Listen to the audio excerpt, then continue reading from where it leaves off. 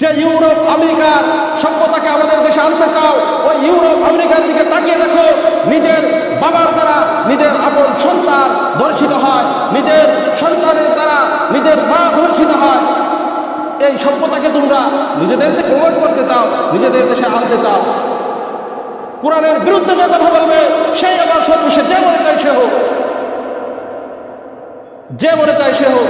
আজকে সারা পৃথিবীতে মুসলমান লাঞ্ছিত অপদস্থ মার খাচ্ছে একটাই কারণ, কোরআনকে ছেড়ে দেওয়ার কারণে। কোরআনকে ছেড়ে দেওয়ার কারণে যেখানে সেখানে আজকে মুসলমান মার খাচ্ছে, মুসলমান আজকে নির্যাতিত। সারা পৃথিবীর দিকে লক্ষ্য করে দেখি, একটাই কারণ, কোরআন ছেড়ে দিয়েছি আমরা, কোরআনকে ভালোবাসি না। এই কোরআন সিদ্দিক আকবর হযরতে আবু বকর সিদ্দিক রাদিয়াল্লাহু তাআলা আনহুর মতো মানুষ তৈরি করেছে, কিয়ামত পর্যন্ত যার নাম এই দুনিয়ার বুকে জিন্দা থাকবে। এক লোক বলতেছে যে যে দেশে আলেম উলামা নাই, যে দেশে উলামায়ে কেরাম নাই, ওই দেশের মানুষ কি মরে না? তিনি বুঝাতে চাইছেন যে আলেম উলামা লাগবে না, মানুষ যদি মারা যায় তাহলে আলেম উলামা লাগবে না জানাজা দেওয়ার জন্য। তিনি আরো বলেছেন যে দেশে মরণ নাই সেই দেশে কি সকাল হয় না? যেই দেশে আলেম নাই ওই দেশের মানুষের মতো যদি তুমি জীবনযাপন করতে চাও, ওই দেশের মানুষ তাদের জীবনযাপনের দিকে যদি তুমি লক্ষ্য করতে চাও, তোমাকে কুকুর জানোয়ার হিংস্র প্রাণীর মতো তোমাকে জীবনযাপন করতে হবে। যেই দেশে আলেম ওলামা নাই তাদের জীবনের দিকে লক্ষ্য করে দেখো, তাদের জীবন ব্যবস্থাপনা, তাদের সমাজ ব্যবস্থাপনা, তাদের সভ্যতা কুকুরের সভ্যতার চাইতে নিকৃষ্ট। তাদের জীবন ব্যবস্থাপনা কুকুর জানোয়ারের জীবন ব্যবস্থাপনার চাইতে নিকৃষ্ট। যে দেশে উলামায়ে কেরাম নাই, আলেম নাই, ওই দেশে কোনো সভ্যতা থাকতে পারে না। যে দেশে কোরআনের জ্ঞান নাই, ওই দেশে কোনো সভ্যতা থাকতে পারে না। যারা এই সুশীলতার নামে উলামায়ে কেরামের বিদ্বেষমূলক কথাবার্তা বলে, এরা আসলে ওই পশ্চিমা কৃষ্টি কালচার, ইউরোপ আমেরিকার যে অবাধ মেলামেশা, নারী পুরুষের মধ্যে যে অবাধ মেলামেশা, এগুলোকে আমাদের দেশে প্রমোট করতে চায়, আনতে চায়। এটা তো সুশীলতা নয়, এটা কোনো সভ্যতা হতে পারে না। যে ইউরোপ আমেরিকার সভ্যতাকে আমাদের দেশে আনতে চাও, ওই ইউরোপ আমেরিকার দিকে তাকিয়ে দেখো, নিজের বাবার দ্বারা নিজের আপন সন্তান ধর্ষিত হয়, নিজের সন্তানের দ্বারা নিজের মা ধর্ষিত হয়। এই সভ্যতাকে তোমরা নিজেদের দেশে প্রমোট করতে চাও, নিজেদের দেশে আনতে চাও। কাজে হুঁশিয়ার থাকতে হবে, সাবধান থাকতে হবে। কোনো অপশক্তি, কোনো কুফরি শক্তি যেন ইসলামের বিরুদ্ধে কথা বলতে না পারে, কোরআনের বিরুদ্ধে কথা বলতে না পারে।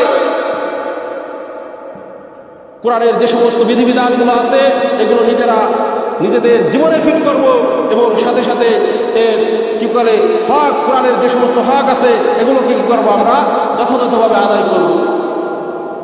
ও মুআজ্জাজ थे হামিলে কুরআন হো পার, ও মুআজ্জাজ थे হামিলে কুরআন হো পার। আরে ওই জামানার লোকেরা কোরআনে কারিমের ধারক বাহক হয়ে কোরআনে কারিমের উপরে আমল করে তারা দুনিয়ার মুখে সম্মানিত হয়েছে। আর তুম জালিল হো তারকে কুরআন হো পার, আর তোমরা লাঞ্ছিত, অপদস্থ, অপমানিত হচ্ছ কোরআনকে ছেড়ে দেওয়ার কারণে। আজকে সারা পৃথিবীতে মুসলমান লাঞ্ছিত, অপদস্থ, মার খাচ্ছে একটাই কারণ, কোরআনকে ছেড়ে দেওয়ার কারণে। কোরআনকে ছেড়ে দেওয়ার কারণে যেখানে সেখানে আজকে মুসলমান মার খাচ্ছে, মুসলমান আজকে নির্যাতিত। সারা পৃথিবীর দিকে লক্ষ্য করে দেখি, একটাই কারণ, কোরআন ছেড়ে দিয়েছি আমরা, কোরআনকে ভালোবাসি না। কোরআনের বিরুদ্ধে যে কথা বলবে সেই আবার সর্বশেষ যে মনে চাই সে হোক, যে মনে চাই সে হোক। রাসূল পাক সাল্লাল্লাহু আলাইহি ওয়াসাল্লামের দরবারে দেখেন রাসূল পাক সাল্লাল্লাহু আলাইহি ওয়াসাল্লামের প্রতি কি ভালোবাসা ছিল সাহাবায়ে কেরামের। রাইসুল মুনাফিকিন, মুনাফিকদের সর্দার বলা হয় আব্দুল্লাহ ইবনে উবাই ইবনে সালুল। এই আব্দুল্লাহ ইবনে উবাই ইবনে সালুল ছিল মুনাফিকদের সর্দার। এই মুনাফিকদের সর্দার, অথচ তার ঘরে রাসূল পাক সাল্লাল্লাহু আলাইহি ওয়াসাল্লামের প্রিয় একজন আশিক পাগল ছিল সাহাবী। এই সাহাবী যখন জানতে পারলো যে তার আপন পিতা রাসূল পাক সাল্লাল্লাহু আলাইহি ওয়াসাল্লামের বিরোধিতা করে, তিনি একজন মুনাফিক, তখন এই আব্দুল্লাহ ইবনে উবাই ইবনে সালুল মুনাফিকদের যে নেতা ছিল, এই নেতা তার সন্তান রাসূল পাক সাল্লাল্লাহু আলাইহি ওয়াসাল্লামের কাছে গিয়ে অনুমতি চাইলো, ইয়া রাসূলুল্লাহ, ইয়া হাবিবাল্লাহ, একবার অনুমতি দেন। ফিলিস্তিনের সরকার, আপনি শুধু একবার অনুমতি দিন, আমি ওই পিতার গর্দানটাকে ঘর থেকে আলাদা করে দেবো। কারণ যেই পিতা আপনার সাথে বেয়াদবি করে, যেই পিতা আপনার সাথে দুশ্মনী রাখে, ওই পিতার সন্তান হিসেবে আমাকে লজ্জা স্বীকৃতি দিতে লজ্জা লাগে। ওই পিতাকে আমি দুনিয়ার মুখে রাখবো না।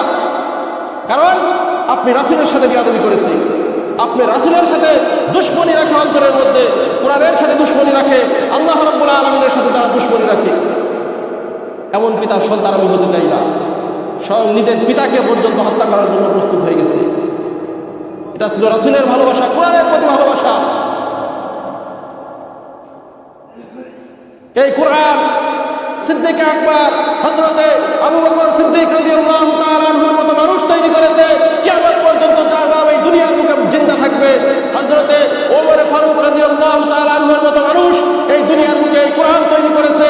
হযরতে ওসমান গনি, হযরতে আলী রাদিয়াল্লাহু তাআলা আনহু সহ লক্ষ লক্ষ সাহাবায়ে কেরামকে এই দুনিয়ার মুখে এই কোরআন তৈরি করেছে, যাদের নাম মৃত্যুর আগ পর্যন্ত এই দুনিয়ার মুখে, কি বলে, কিয়ামতের আগ পর্যন্ত এই দুনিয়ার মুখে জিন্দা থাকবে।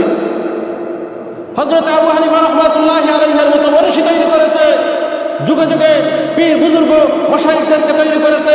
এই কোরআন যাদের নাম মৃত্যুর আগ পর্যন্ত দুনিয়ার মুখে জিন্দা থাকবে, কারণ একটাই, তারা কোরআনকে নিজেদের জীবনের সাথে ফিট করেছে, অন্তরের মধ্যে ধারণ করেছে, কোরআনের বিধিনিষেধগুলো নিজেদের সাথে কি করেছে, আমল করেছে যথাযথভাবে।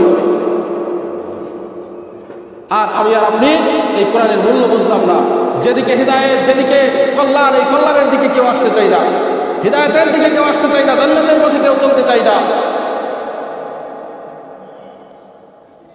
এজন্য কোরআনকে আমরা ভালোবাসি, কোরআনকে মহব্বত করি। আমাদের সন্তানদেরকে আমরা কোরআনী শিক্ষায় শিক্ষিত করি, কোরআনী শিক্ষায় শিক্ষিত করি। আমি তো মনে করি স্কুল, কলেজ, ইউনিভার্সিটিতে আপনার সন্তানকে পড়ানোর পূর্বে সর্বপ্রথম সর্বনিম্ন 2 বছর হলেও আপনি আপনার সন্তানকে মাদ্রাসায় পড়ান। 2 বছরের ভিতরে অন্য কোনো পড়া থাকবে না, শুধু মাদ্রাসায় কোরআন শিখবে, কোরআন শিখবে, দ্বীনি শিক্ষা শিখবে, মাসলা মাসাইল শিখবে। এরপরে আপনি স্কুলে যান, কলেজে যান, যেখানে যান সেখানে যান, ঈমান নষ্ট হবে না, ও বেঈমান হবে না, ও মুরতাদ হবে না, কখনো কোরআনের বিরুদ্ধে কথা বলবে না। মুসলমানের সন্তান হয়ে কোরআনের বিরুদ্ধে কথা বলে, মুসলমানের সন্তান হয়ে ইসলামের বিরুদ্ধে কথা বলে, এর কারণ একটাই, কি বলে, ছোটকালে মা বাবা কোরআনের ভ্যাকসিন দিতে পারে নাই, কোরআনের শিক্ষা শিক্ষিত করতে পারে নাই। এজন্য আমরা সকলেই গুরুত্ব দেই, আমাদের সন্তানদেরকে কোরআনের শিক্ষায় শিক্ষিত করি, কোরআনের শিক্ষায় শিক্ষিত করি। সর্বনিম্ন 2 বছরের টার্গেট নেই সকলেই, ছেলে হোক মেয়ে হোক, সর্বনিম্ন 2 বছর আমরা মাদ্রাসায় অনবরত কোরআনে কারীম, ইসলামিক দ্বীনি শিক্ষায় শিক্ষিত করব। এরপরে স্কুলে দিব, কলেজে দিব, ইউনিভার্সিটি দিব, ডাক্তার বানাবো, ইঞ্জিনিয়ার বানাবো, যা বলে তাই বানাবো, সমস্যা নেই। আগে আমার কোরআন, আগে আমার কোরআন, এই কোরআনকে আগে রাখার কথা বলা হয়েছে। অথচ আমরা আগে স্কুলে যাই, স্কুল থেকে যদি টাইম পাই তারপরে আসে মক্তবে। সকালবেলা প্রাইভেট আছে, সকালবেলা প্রাইভেট আছে তো মক্তব বাদ, মক্তবের কারণে কোনোদিন প্রাইভেট বাদ দেয় না, মক্তবের কারণে কোনোদিন স্কুল বাদ দেয় না। অথচ স্কুলের কারণে, প্রাইভেটের কারণে মক্তব বাদ দিতেছে মাসকে মাস। এটা হচ্ছে আমাদের নিয়ম, এটা হচ্ছে আমাদের টেন্ডেন্সি। এভাবে তো কি বলে, কোনো সমাজ উন্নত হতে পারে না, এভাবে মুসলমান চলতে পারে না। আল্লাহ রাব্বুল আলামিন আমাদের সকলকে সঠিক বুঝ দান করুক।